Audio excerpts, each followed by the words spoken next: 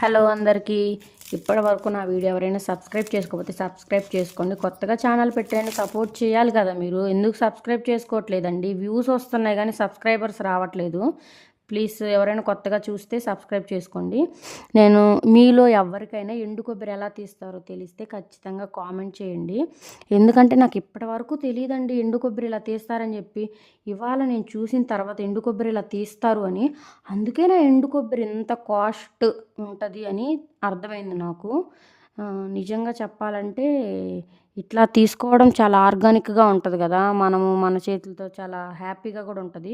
ఎంత టేస్ట్ ఉందంటే ఎండు కొబ్బరి తీయగా ఉంది.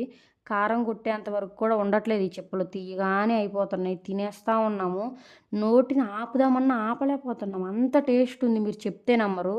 నేను ఊర్లో చూశాను, కొబ్బరి బొండాలు అలా ఇలా పడిపోయి ఉంటాయి కదా చెట్ల దగ్గర, వదిలేస్తారు, పడేస్తుంటారు కసువులో, అదే డస్ట్లో పడేస్తుంటారు, చెత్తలో. కాకపోతే ఇది ఎవరికి తెలియదేమో.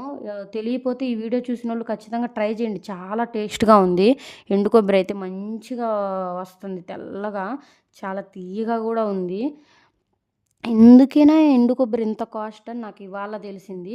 ఎండు కొబ్బరి ఇలా కూడా తీస్తారని కూడా ఇవాళ తెలిసింది. పచ్చి కొబ్బరిని ఎండబెడతారు అనుకున్నాను తప్పించి, ఎండు కొబ్బరి బోండమ్స్లో నుంచి ఇట్లా తీస్తారని నాకు తెలియదు. ఎంత కష్టమో కదా, రైతులు ఎలా తీస్తారో ఏమో. అబ్బా, ఒక్కటి తీసేసరికే చేతులు బొబ్బలు వచ్చాయనిపించింది.